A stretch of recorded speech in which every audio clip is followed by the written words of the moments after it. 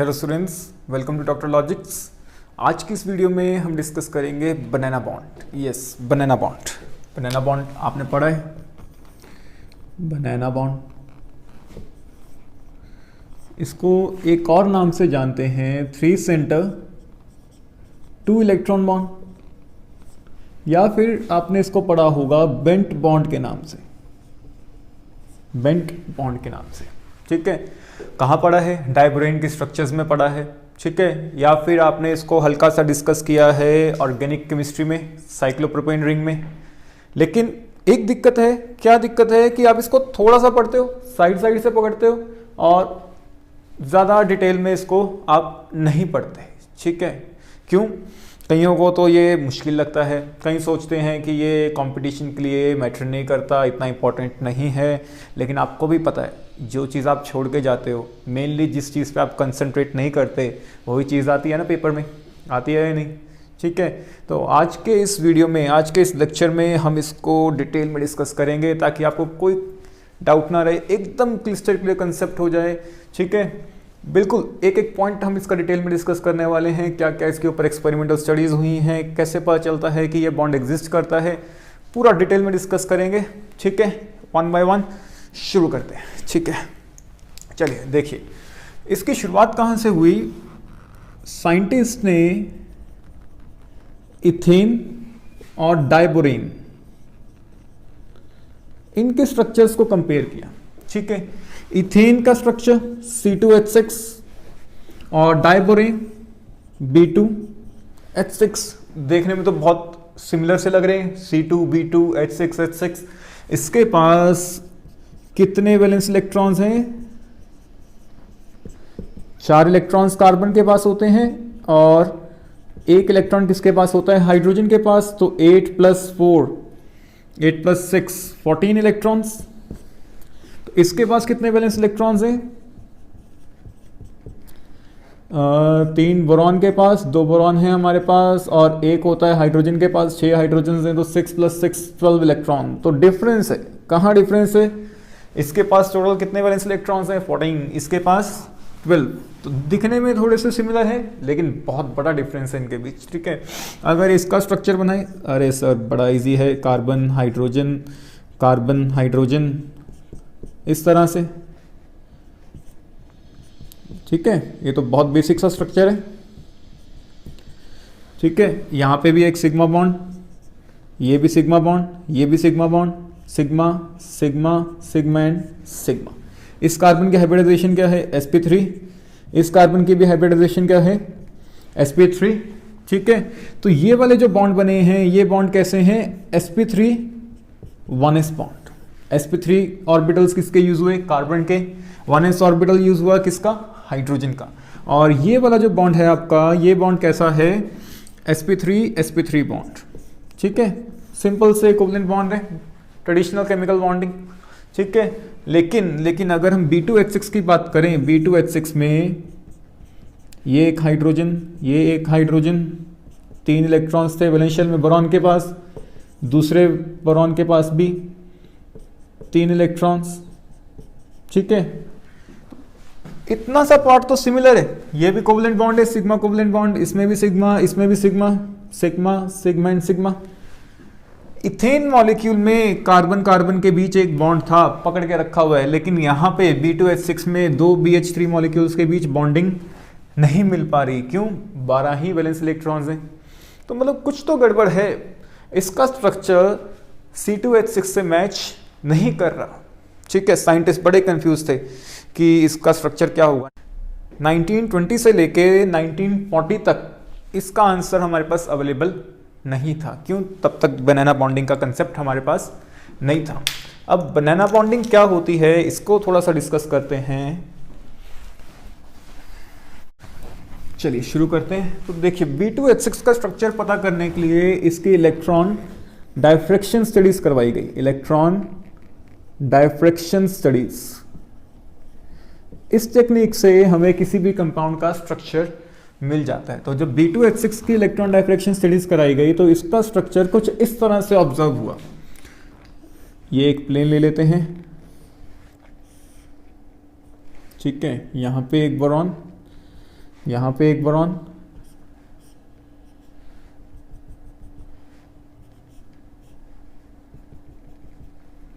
ये जो 4 हाइड्रोजन्स हैं ये तो एक ही प्लेन में थे, जो 4 हाइड्रोजन्स हैं वो एक ही प्लेन में थे, लेकिन जो 2 हाइड्रोजन्स थे वो एक ऊपर था अबव द प्लेन और एक हाइड्रोजन हमें मिला बिलो द प्लेन। ये स्ट्रक्चर इसका हमें मिला कैसे? इलेक्ट्रॉन डायफ्रैक्शन स्टडीज से। और क्या मेजरमेंट्स मिली कि जो इनके बीच का एंगल है, जो ये 2 हाइड्रोजन्स हैं इनके बीच का एंगल कितना है? 120 डिग्री। ये भी 120 डिग्री होगा। और जो ये हाइड्रोजन है जो अबव द प्लेन है और बिलो द प्लेन है, अबव द प्लेन वाले हाइड्रोजन का एंगल विद द प्लेन कितना था? 97 डिग्री। ठीक है, जो ये हाइड्रोजन्स हैं ये कौन से हाइड्रोजन्स हैं? Terminal hydrogens. टर्मिनल हाइड्रोजन्स, ये भी टर्मिनल हाइड्रोजन है, ये भी टर्मिनल हाइड्रोजन है और ये भी टर्मिनल हाइड्रोजन अवेलेबल है। जो 2 हाइड्रोजन्स थे अबव एंड बिलो, इनको क्या नाम दिया गया? Bridged hydrogens. ब्रिज्ड हाइड्रोजन्स, ये भी क्या है? Bridged hydrogen. ठीक है, और हमें यहां से क्या ऑब्जर्व हुआ कि जो बोरॉन टर्मिनल हाइड्रोजन की बॉन्ड लेंथ है वो कितनी है? 119 पिकोमीटर्स। 119 पिकोमीटर्स। लेकिन जो बोरॉन और टर्मिनल हाइड्रोजन की बॉन्ड लेंथ है वो कितनी ऑब्जर्व हुई? 131 पिकोमीटर्स। तो ये सब स्टडीज, ये सब डाटा हमें मिल गया इलेक्ट्रॉन डायफ्रैक्शन स्टडीज से। ठीक है, फिर इसकी क्या कराई गई? Specific heat measurements. Specific heat measurements. Specific heat measurements का क्या रोल है? इन स्टडीज से हम पता लगा सकते हैं कि किसी कंपाउंड में रोटेशन पॉसिबल है या नहीं। रोटेशन कैसे? मान लेते हैं हम C2H6 का स्ट्रक्चर लेते हैं, C2H6 का स्ट्रक्चर लेते हैं। ठीक है, तो इस कंपाउंड की जब स्पेसिफिक हीट मेजरमेंट्स करवाई गई तो ये ऑब्जर्व था कि ये बॉन्ड रोटेटेबल है। ठीक है, स्टीरियो आइसोमेर्स में पड़ा है, ऑर्गेनिक केमिस्ट्री में कॉन्फर्मस पॉसिबल है, बॉन्ड को रोटेट कर सकते हैं। लेकिन जब B2H6 की स्पेसिफिक हीट मेजरमेंट्स करवाई गई तो ये पता लगा कि ये जो बोरॉन और हाइड्रोजन का बॉन्ड है ये हिंडर्ड है, रोटेशन इसकी पॉसिबल नहीं है। अगर इसकी रोटेशन पॉसिबल नहीं है, रोटेशन नॉट पॉसिबल, अगर इसकी रोटेशन पॉसिबल नहीं है तो मतलब ये क्या है? हिंडर्ड है। ठीक है, इसके अंदर कोई ब्रिज लाइक स्ट्रक्चर बन रहा है। तो स्पेसिफिक हीट मेजरमेंट से हमें क्या पता चल गया कि इस कंपाउंड में कोई ना कोई तो ब्रिज अवेलेबल है। ठीक है, और डिस्कस करते हैं। फिर इसकी क्या कराई गई? मिथिलेशन। अगर हम B2H6 की मिथिलेशन कराएं, अगर हम B2H6 की मिथाइलेशन कराएं, अब मिथाइलेशन क्या होती है? आई होप कि आप सबको मिथाइलेशन पता है। ठीक है, ऑर्गेनिक केमिस्ट्री में आपने फ्रिडल क्राफ्ट अल्काइलेशन पढ़ा है। बेंजीन की हम इथाइलेशन कराते हैं, सिमिलरली मिथाइलेशन करा सकते हैं। अल्कोहल्स की मिथिलेशन पॉसिबल है। ठीक है, एनालीन की मिथिलेशन पॉसिबल है। तो इसी तरह से अगर हम B2H6 की मिथिलेशन कराते हैं तो ये ऑब्जर्व हुआ कि इसकी 4 बार मिथाइलेशन कराई जा सकती है। 4 बार इसकी मिथाइलेशन कराई जा सकती है, 4 बार से ज़्यादा इसकी मिथाइलेशन नहीं कराई जा सकती। अगर आपको 4 से ज़्यादा इसकी मिथाइलेशंस करवानी है तो जो बोरॉन के बीच B2 का जो स्ट्रक्चर है वो टूट जाएगा। ठीक है, 2 बोरॉन नहीं रहेंगे। तो इससे पता चलता है कि जो 4 हाइड्रोजन्स हैं वो हैं हमारे टर्मिनल हाइड्रोजन्स। क्लियर हो गया? ठीक है, कि 4 हाइड्रोजन्स तो हमारे पास टर्मिनल हैं। क्यों? टर्मिनल हाइड्रोजन्स की मिथिलेशन पॉसिबल है और ब्रिज्ड हाइड्रोजन की मिथिलेशन पॉसिबल नहीं है। ठीक है, तो हमारे पास टोटल 6 हाइड्रोजन्स थे। आउट ऑफ 6 4 तो टर्मिनल है और बाकी के जो 2 हैं वो फिर क्या बना रहे हैं? वो ब्रिज बना रहे हैं। तो इसका मतलब बोरॉन डाइबोरेन के अंदर 4 तो टर्मिनल हाइड्रोजन्स हैं और 2 ब्रिज हाइड्रोजन्स हैं। ये हमें एक्सपेरिमेंटल स्टडीज ने कंफर्म कर दिया। ठीक है, कितना इजी है। अब हम डिस्कस करते हैं इसकी हाइब्रिडाइजेशन, कैसे ये स्ट्रक्चर बन रहा है, ठीक है, डिस्कस करते हैं। चलिए शुरू करें। देखिए, अगर हम बोरॉन की कॉन्फ़िगरेशन लिखें ग्राउंड स्टेट में, इसके पास 5 वैलेंस इलेक्ट्रॉन होते हैं, तो कॉन्फ़िगरेशन क्या हो गई 1s2 2s2 2p1। तो आउटर मोस्ट कॉन्फ़िगरेशन क्या हो गई 2s2 2p1, बॉक्स डायग्राम, ठीक है। और अगर हम बोरॉन की कॉन्फ़िगरेशन लिखते हैं इन एक्साइटेड स्टेट, तो एक्साइटेड स्टेट में क्या होगा, ये इलेक्ट्रॉन इसमें शिफ्ट कर जाएगा, तो कॉन्फ़िगरेशन क्या हो गई 1s2 2s1 2p2। तो आउटर मोस्ट कॉन्फ़िगरेशन क्या हो गई 2s1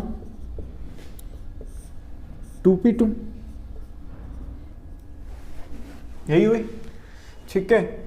उसके बाद क्या हुआ, ये ऑर्बिटल्स हाइब्रिडाइज करते हैं to form sp3 hybrid orbitals.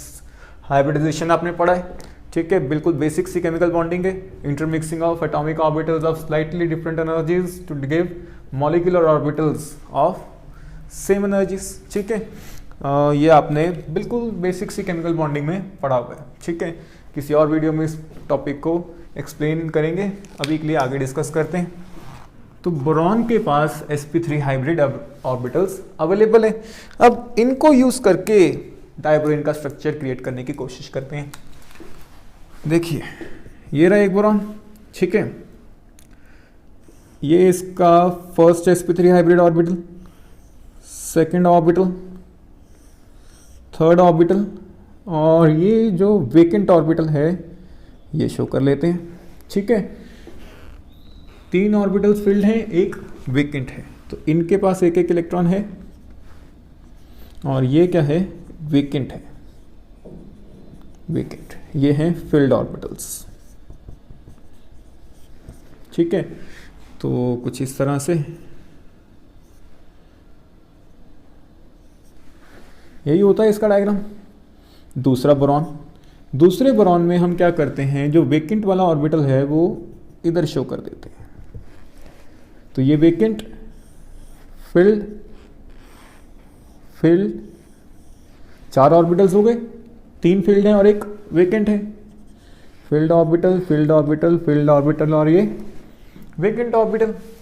तो इसमें हाइब्रिडाइजेशन कैसे हो रही है, अब हाइड्रोजन्स चाहिए हमें, 6 हाइड्रोजन्स, तो यहाँ पे एक हाइड्रोजन लगा है, ठीक है, यहाँ पे एक नॉर्मल हाइड्रोजन लगा है, यहाँ पे एक नॉर्मल हाइड्रोजन बॉन्ड बनाने के लिए आया है, सिमिलरली यहाँ पे एक नॉर्मल हाइड्रोजन बॉन्ड बनाने के लिए आया हुआ है। तो 4 हाइड्रोजन्स जो हमें टर्मिनल हाइड्रोजन्स हैं वो तो अवेलेबल हैं। अब यहाँ पे बॉन्डिंग कैसी हो रही है, जो बीच वाला बॉन्ड है, एक बोरॉन का फील्ड ऑर्बिटल, दूसरे बोरॉन का एम्प्टी ऑर्बिटल, और हाइड्रोजन का जो फील्ड ऑर्बिटल है, जो 1s ऑर्बिटल है हाइड्रोजन का, वो इन दोनों ऑर्बिटल से ओवरलैप करता है, ठीक है। तो जो हाइड्रोजन का ऑर्बिटल है वो फर्स्ट बोरॉन के फील्ड ऑर्बिटल, सेकंड बोरॉन के एम्प्टी ऑर्बिटल के साथ ओवरलैप करता है। सिमिलरली यहाँ पे एक बोरॉन का एम्प्टी ऑर्बिटल दूसरे बोरॉन का फील्ड ऑर्बिटल ओवरलैप करता है किसके साथ, हाइड्रोजन के फील्ड 1s ऑर्बिटल के साथ। कितना आसान है, ठीक है। इसको आप यहाँ शो कर सकते हैं कि बॉन्ड बन चुका है, ठीक है। इसको भी सिमिलरली यहाँ शो कर दीजिए, कोई दिक्कत नहीं है, ठीक है। तो हुआ क्या, ये वाला बॉन्ड नॉर्मल बॉन्ड है, 2 एटम्स हैं, एक बोरॉन एक हाइड्रोजन, 2 सेंटर 2 इलेक्ट्रॉन। सिमिलरली ये 2 एटम्स के बीच एक बॉन्ड बने, 2 सेंटर 2 इलेक्ट्रॉन बॉन्ड। तो ये जो बॉन्ड्स हैं हमारे, ये बॉन्ड्स कैसे बन रहे हैं, 2 सेंटर 2 इलेक्ट्रॉन बॉन्ड्स। बहुत नॉर्मल से बॉन्ड्स हैं जैसे बनते हैं, लेकिन यहां पे जो बॉन्ड्स बने ये कैसे बने, एक बोरॉन है, एक हाइड्रोजन है और एक और बोरॉन है, 3 एटम्स हैं, 3 सेंटर्स हो गए, लेकिन इलेक्ट्रॉन कितने हैं, 2 ही इलेक्ट्रॉन्स हैं। तो ये जो बॉन्ड आएगा ये कैसा है, 3 सेंटर 2 इलेक्ट्रॉन बॉन्ड, तो इसके अंदर इलेक्ट्रॉन डेफिशिएंसी आ गई। एक बॉन्ड के लिए 2 इलेक्ट्रॉन होने चाहिए, ठीक है, और एक बॉन्ड कैसे बनता है, 2 एटम्स के बीच बनता है, तो 2 एटम्स के बीच 2 इलेक्ट्रॉन्स होने चाहिए थे, लेकिन यहां पे 2 इलेक्ट्रॉन किसने शेयर किए, 3 एटम्स ने। तो ये जो बॉन्ड है ये इलेक्ट्रॉन डेफिशिएंट है, लंबा बॉन्ड है, इलोंगेटेड है, ठीक है। अगर आप डिटेल में केमिस्ट्री पढ़ें, इन डेप्थ साइंस में जाएं, ठीक है, रिसर्च में, तो आपको ये पता चलेगा जैसे जैसे बॉन्ड के अंदर इलेक्ट्रॉन डेफिशिएंसी आती है उसकी बॉन्ड लेंथ बढ़ जाती है, ठीक है। हमने क्या पढ़ा कि ये जो बोरॉन हाइड्रोजन की लेंथ है वो कितनी थी, 131 पिकोमीटर्स, ये 131 पिकोमीटर्स थी, और जो नॉर्मल बोरॉन हाइड्रोजन की बॉन्ड लेंथ थी ये कितनी थी, 119 पिकोमीटर्स। ये तो नॉर्मल बोरॉन हाइड्रोजन की बॉन्ड लेंथ है, लेकिन इसमें और इसमें काफी बड़ा डिफरेंस है, ठीक है। जो डिफरेंस है वो क्यों आया, क्योंकि ये जो बॉन्ड बना है 3 सेंटर 2 इलेक्ट्रॉन बॉन्ड, ये काफी इलेक्ट्रॉन डेफिशिएंट बॉन्ड है।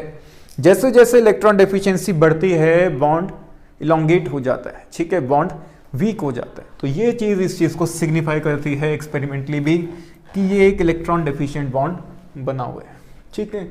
हाइब्रिडाइजेशन समझ आ गई। तो बोरॉन की हाइब्रिडाइजेशन कैसी है, इसके अंदर sp3 हाइब्रिड बोरॉन एटम्स, ये भी sp3 और ये भी sp3। कितना आसान है देखिए, ठीक है। कोई डाउट है, ध्यान से देख लीजिए, कोई भी डाउट्स हैं तो आप वेबसाइट पे मुझसे कांटेक्ट कर सकते हैं, ठीक है, या व्हाट्सएप ग्रुप में भी आप पोस्ट कर सकते हैं उस चीज़ को। अगला डिस्कस करते हैं फिर, ठीक है। अच्छा, इससे पहले एक चीज और डिस्कस करते हैं। अगर हम BF3 का केस डिस्कस करें, BF3 के केस में क्या है, क्या ये 3 सेंटर 2 इलेक्ट्रॉन बॉन्ड बनता है या नहीं बनता। बोरॉन के पास एम्प्टी ऑर्बिटल है, ठीक है, और फ्लोरीन के पास लोन पेयर्स हैं, फील्ड ऑर्बिटल्स हैं, लोन पेयर पड़े हैं, ठीक है। तो फ्लोरीन क्या करता है, अपनी इलेक्ट्रॉन डेंसिटी किसको प्रोवाइड कर देता है, बोरॉन को, थ्रू बैक बॉन्डिंग। तो इसके पास बैक बॉन्डिंग है। अगर हम AlCl3 की बात करें,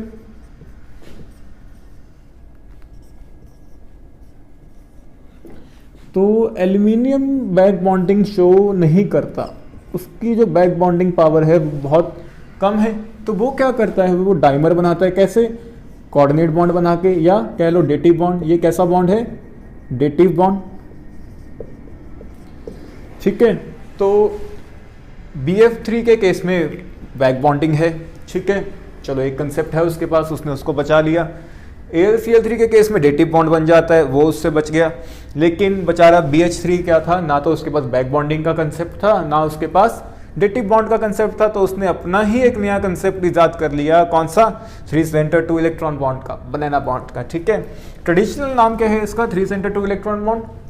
अब इसको बनाना बॉन्ड क्यों कहते हैं वो भी डिस्कस कर लेते हैं एक बार। चलिए देखते हैं। अगर हम बोरॉन का स्ट्रक्चर देखें, बोरॉन, ठीक है, ये बोरॉन का इलेक्ट्रॉन, ये हाइड्रोजन का इलेक्ट्रॉन, और ये एम्प्टी ऑर्बिटल दूसरे बोरॉन एटम का, ऐसा ही था। एक इलेक्ट्रॉन हाइड्रोजन का ओवरलैप कर रहा था एक फील्ड ऑर्बिटल ऑफ बोरॉन, दूसरा empty orbital of boron. Similarly अगर यहाँ फील्ड है तो यहाँ पे क्या आएगा, एम्प्टी, ठीक है, यहाँ हाइड्रोजन, यहाँ पे बोरॉन का इलेक्ट्रॉन, और यहाँ पे हमारे नॉर्मल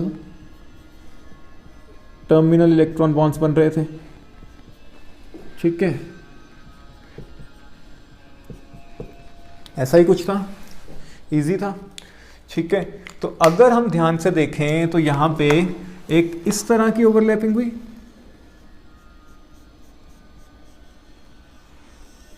ठीक है।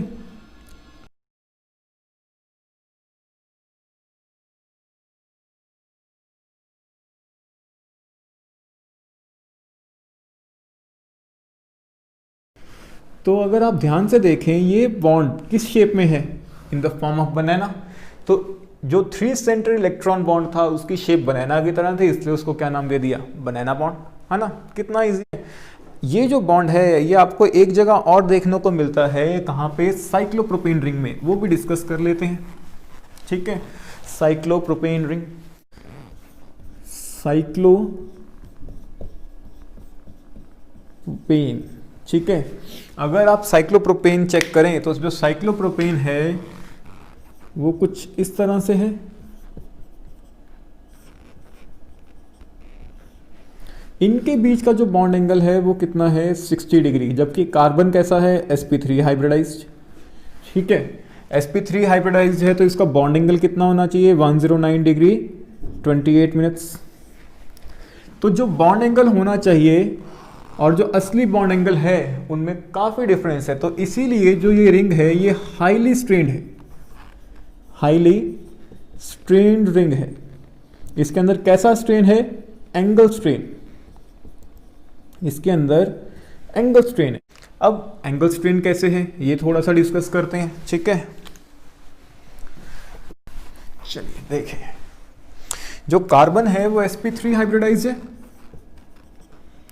तो ये कार्बन ले लेते हैं, एक कार्बन यहां ले लेते हैं, एक कार्बन यहां ले लेते हैं, ये एक हाइड्रोजन, ये दूसरा हाइड्रोजन, सिमिलरली एक हाइड्रोजन ये रहा, और दूसरा हाइड्रोजन, यहाँ पे भी एक हाइड्रोजन और दूसरा हाइड्रोजन।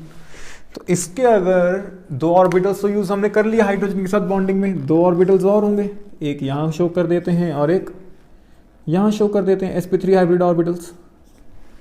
ठीक है,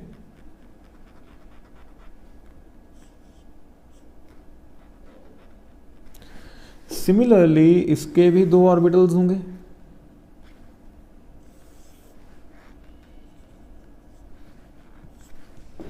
और इसके भी, ये जुड़ेगा नहीं। ठीक है, ये थोड़ा सा इस तरह से ही रहेगा, ये चीज़ है। ठीक है, अब क्या हुआ अगर हम इसको एक्सटेंड करें और इसको एक्सटेंड करें, तो ये जो एंगल है इंटर ऑर्बिटल एंगल, ये कितना होना चाहिए 109.28 डिग्री, 109.28 डिग्री। लेकिन जो एक्चुअली इसके अंदर बॉन्ड एंगल ऑब्जर्व्ड है, जो इंटर ऑर्बिटल एंगल है, इंटर न्यूक्लियर एंगल इनके बीच, ये कितना था 60 डिग्री। तो हमने कहा कि ये जो रिंग है ये हाईली स्ट्रेन्ड रिंग है।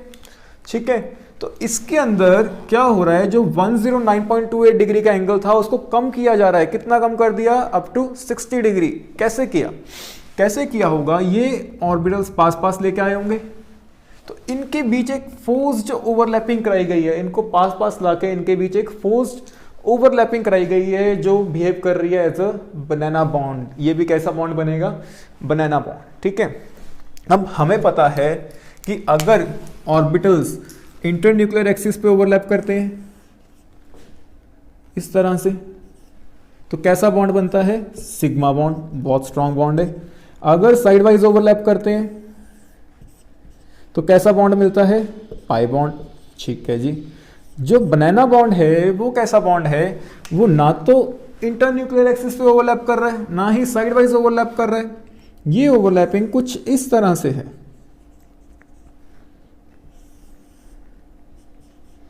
कुछ इस तरह से यहां ओवरलैप हुआ है। तो ये जो है हमारा, ये है बनाना बॉन्ड। जितनी अच्छी ओवरलैपिंग उतनी अच्छी बॉन्ड स्ट्रेंथ। तो जो सिग्मा बॉन्ड है वो सबसे स्ट्रॉन्ग बॉन्ड है। अगर हम बॉन्ड स्ट्रेंथ की बात करें तो जो सिग्मा बॉन्ड है वो सबसे अच्छा बॉन्ड है, सबसे स्ट्रॉन्ग बॉन्ड है। पाई बॉन्ड बहुत ही वीक है, ओवरलैपिंग नहीं हुई। बनाना बॉन्ड बीच में आता है, तो सबसे अच्छा बॉन्ड कौन है, sigma bond, followed by banana bond. और सबसे वीक बॉन्ड कौन सा है, पाई बॉन्ड। तो अगर हम बॉन्ड लेंथ कंपैरिजन करें, बॉन्ड लेंथ का कंपैरिजन करें, तो सबसे ज्यादा बॉन्ड लेंथ किसकी होगी, पाई बॉन्ड की, फिर बनाना बॉन्ड की, और सबसे कम बॉन्ड लेंथ किसकी होगी, सिग्मा बॉन्ड की। कितना आसान है। ठीक है, ये पूरा कंसेप्ट है हमारा किसका, बेंट बॉन्ड का या बनाना बॉन्ड का, या कह लीजिए ट्रेडिशनली 3 सेंटर 2 इलेक्ट्रॉन बॉन्ड का। इजी लगा। ठीक है, अगर कोई भी डाउट है तो मेरी वेबसाइट पे मुझे जाके कांटेक्ट कीजिए, फॉर्म फिलअप कीजिए, आपके डाउट्स का रिप्लाई विदिन 24 आवर्स आपको प्रोवाइड किया जाएगा। ठीक है।